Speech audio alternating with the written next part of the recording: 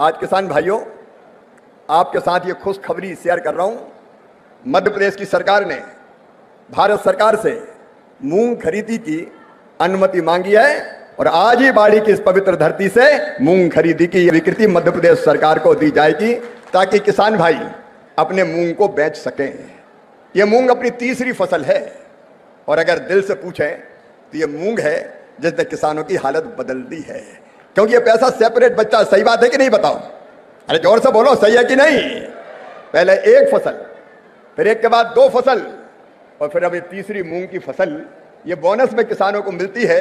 और कई किसान मुझे अलग अलग कहते हैं कि आज जो गाड़ियां देख रहे हैं, अच्छे घर देख रहे हैं, उस सबका एक कारण मूंग भी है और इसलिए मूंग किसान की मेहनत है, उस मेहनत के पूरे दाम दिए जाएंगे, किसान के पसीने की पूरी कीमत दी जाएगी। ये भारतीय जनता पार्टी की सरकार का संकल्प है। प्रधानमंत्री जी के आशीर्वाद से हम ये स्वीकृति दे रहे हैं और मुझे पूरा विश्वास है डॉक्टर मोहन यादव जी की सरकार यहां पूरी प्रामाणिकता से उस खरीदी को प्रारंभ करेगी और किसानों को कोई दिक्कत और परेशानी नहीं आने देगी, ये मेरा विश्वास है।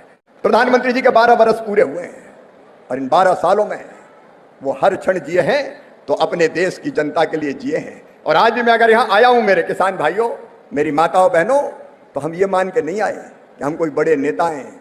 अभी हमारे संचालक महोदय तालियां बजाने की बात कर रहे थे। अतिथि कोई आता है तो बजती है, लेकिन मैं आपसे निवेदन करना चाहता हूं, नेता कोई अतिथि नहीं होते।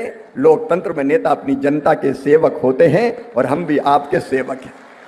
सेवक का भाव हमारे हृदय में है और हमारा साफ कहना है कि ये बैठी जनता की सेवा हमारे लिए भगवान की पूजा है। नमस्कार किसान भाइयों, पीएम किसान सम्मान निधि योजना की 23वीं किस्त कुछ ही समय में जारी की जाएगी, तो दोस्तों वीडियो के लास्ट तक बने रहें और वीडियो पूरा देखें। जी कहते थे कि भगवान को प्राप्त करना मानव जीवन का अंतिम लक्ष्य, लेकिन भगवान कहाँ मिलेगा? तो कहते थे मैं नहीं जानता। मंदिर में जाके भगवान की आरती उतारोगे तो भगवान प्रसन्न होकर दर्शन देगा कि नहीं देगा। मैं ये भी नहीं जानता कि 30 त्योहारों पे आप व्रत और उपवास रखोगे तो नारायण प्रसन्न होकर दर्शन देगा कि नहीं देगा। मैं ये भी नहीं जानता कि हिमालय की घनघोर कंदराओं में बैठ के अगर भगवान की तपस्या करोगे तो भगवान प्रसन्न होकर दर्शन देगा कि नहीं देगा। लेकिन मैं अच्छी तरह जानता हूं कि यदि दीनों की सेवा कर ली, दुखियों की सेवा कर ली, किसानों की सेवा कर ली, गरीबों की सेवा कर ली, माताओं बहनों की सेवा कर ली, तो इन्हीं की आंखों में तुम्हें साक्षात भगवान के दर्शन होंगे, साक्षात परमात्मा दिखाई देगा। और आज का जो कार्यक्रम है वो इसी परमात्मा की सेवा के लिए ये जन कल्याण शिविर आपका लगाया गया है। किसान भाइयों, ये किसान सम्मान निधि किसान के लिए बड़ा वरदान है। आप जानते हैं प्रधानमंत्री जी 6,000 देते हैं। जब मैं मुख्यमंत्री था तब मैंने अतिरिक्त 6,000 देने की घोषणा की थी और तब से दे रहे हैं। हमारे वर्तमान मुख्यमंत्री मोहन यादव भी अलग से 6,000 रुपया देते हैं। तो ये मध्य प्रदेश है जिसके किसानों को 12,000 रुपया मिलते हैं हर साल। लेकिन इसके साथ साथ इस शिविर में हमने कई तरह की योजनाओं का लाभ देने की कोशिश की है। किसान क्रेडिट कार्ड हर किसान के पास पहुंचना चाहिए।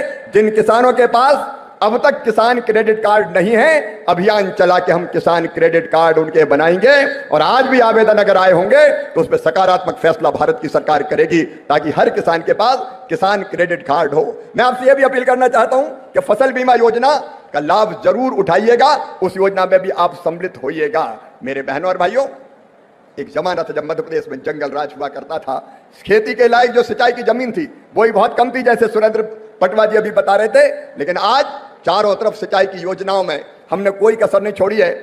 मुख्यमंत्री जी के नेतृत्व में अब भी उन पर काम चल रहा है। अब मैं माननीय प्रधानमंत्री जी से अनुरोध करूंगी कि वे बटन दबाकर पीएम किसान सम्मान निधि की 23वीं किस्त किसानों के खातों में हस्तांतरित करें।